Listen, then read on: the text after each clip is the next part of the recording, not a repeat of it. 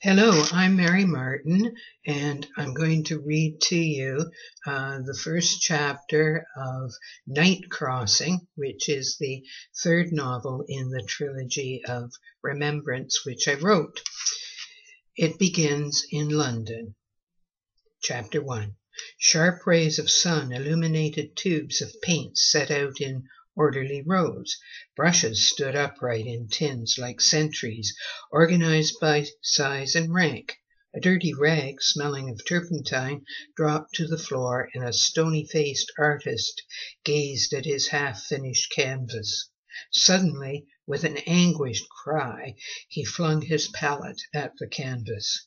What he then saw froze and silenced him. The palette did not strike the canvas, but veered wilfully off in a wild arc of its own creation. The spinning palette appeared to take aim at the long, elegant neck of a mannequin he sometimes used for still life drawing. It struck with full force.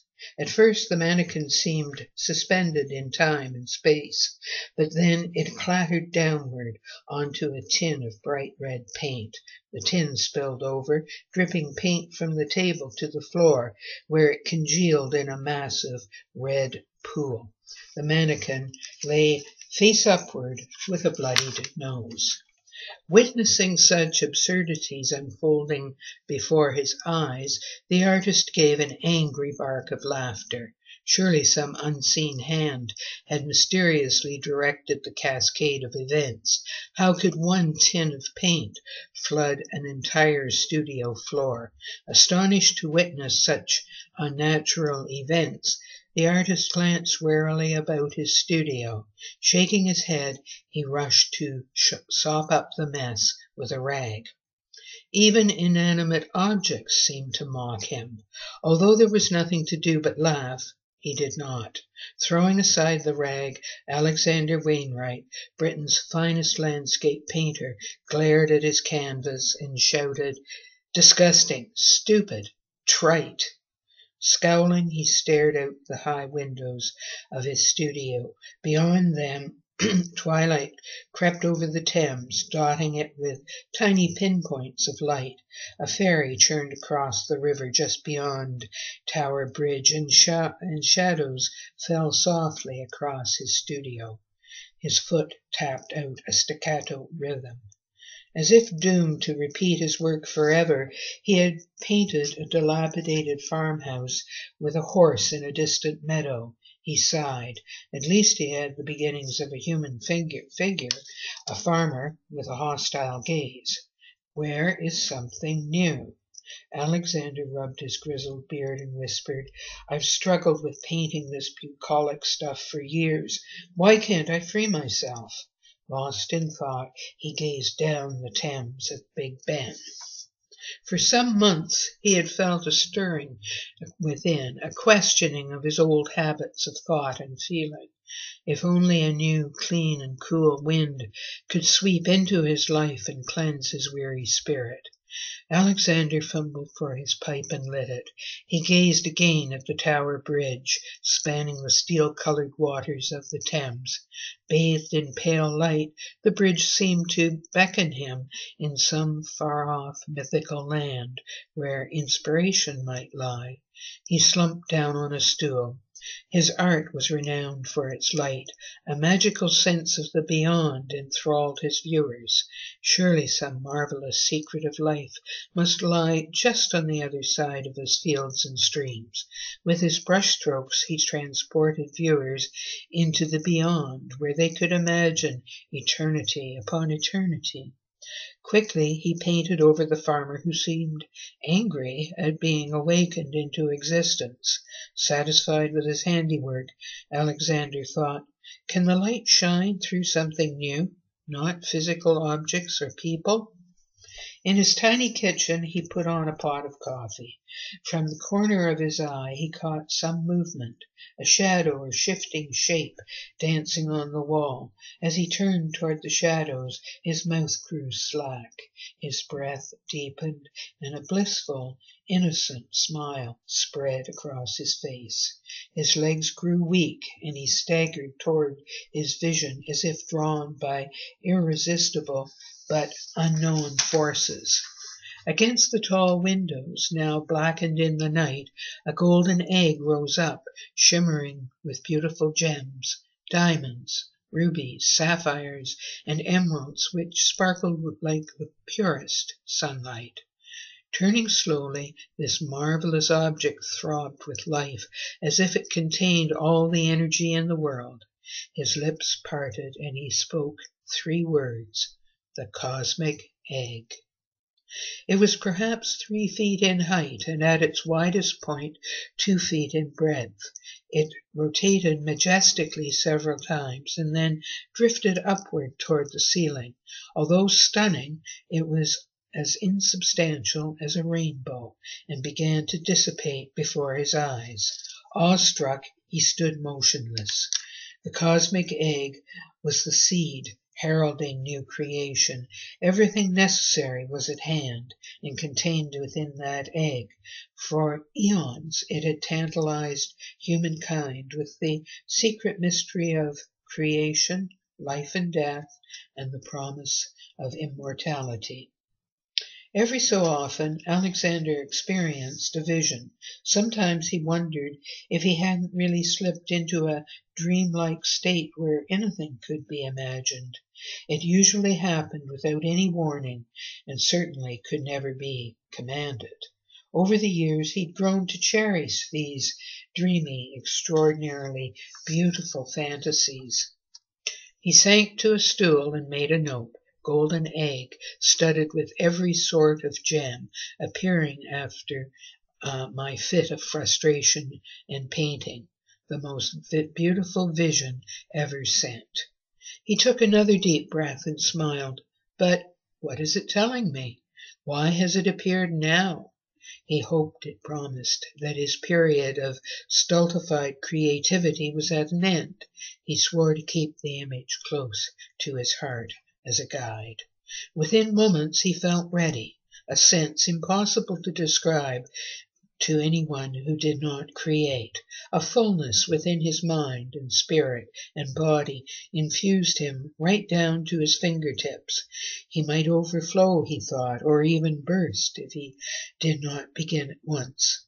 Without thinking, he reached for a pad of drawing paper and his colored pastel sticks. He began to doodle in an absent-minded fashion. After several moments he stopped and held up his work to the light. Where did those lyrical shapes come from? In a minute or two he had drawn 3 soft shapes in yellow, blue, and green. One was wildly free-form. The second was oddly angular, and yet fit into the free form in such a way it appeared to give it newly conceived dimensions. Amazing! The 2 seemed to move together on the page, first closer together and then farther apart. He smiled again. Perhaps they are making love. Something new may be born. After several moments of intense concentration, he filled in the 3rd triangular shape with shadow, giving it surprising depth. These strange shapes communicated in some universal language he had never heard. If he stared at them long enough, his eye was taken into more delicious fantasies of light and color. Over the next hour he filled pages and pages with lines, angles, circles, such undulating shapes which had never flowed from his hand before. Anyone watching him work would be amazed.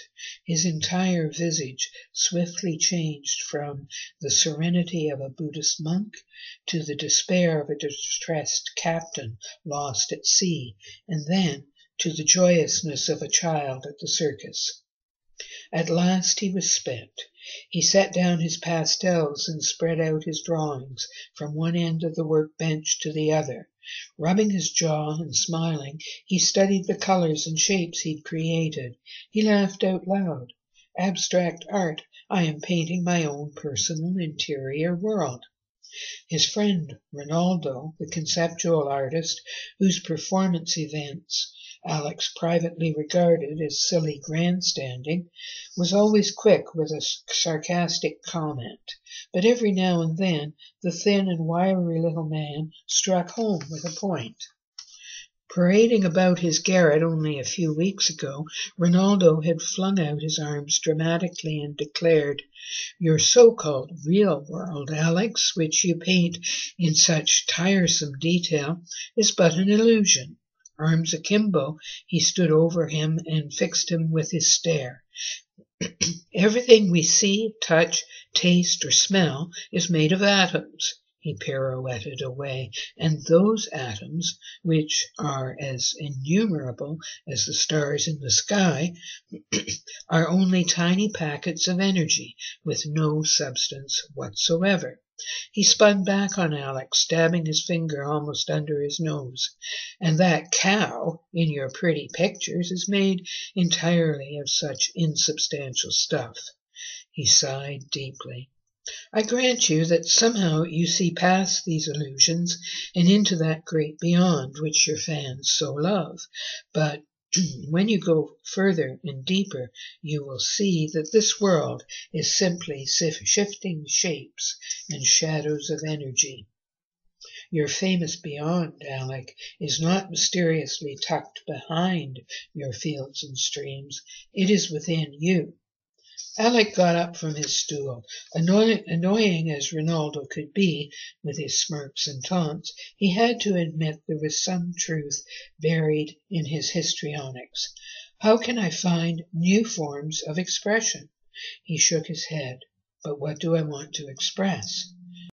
He frowned when his cell phone rang. "Hello?" "Hi, it's me." Alec massaged the back of his neck. "Hi, Daphne, how are you? I thought we might have dinner tonight. What do you say?" Good, he thought. I need someone to talk to. But then he glanced down at his drawings. How about tomorrow night? I'm working on something right now." There was a pause, and then she said, "All right, tomorrow then. I'll come to your studio around 7, so think of a place to eat." He did not miss the forced cheeriness in her tone. "Sounds good. I look forward to it." They hung up. Alex sighed. They didn't sound like lovers, or at least he didn't. He knew he wasn't giving her what she wanted, what she needed and deserved. He really should, for who else cared about him? Why should he be so chary of his love and his time? He looked again at the drawing. Why did I think this scribbling is so terribly important? But he knew it was. He remembered when he first met Daphne on a train to Venice, a woman with unfathomable regret in her brilliant blue eyes. Her loveliness and vulnerability drew him to her with a force someone else might have mistaken for naked passion. But she had inspired him to draw and paint again, and so she became his muse. And, he told himself, he loved her, something which he had not felt for many years. He thought of calling her back, but he did not. Instead, he pinned the drawings to his workbench and opened his pad of paper.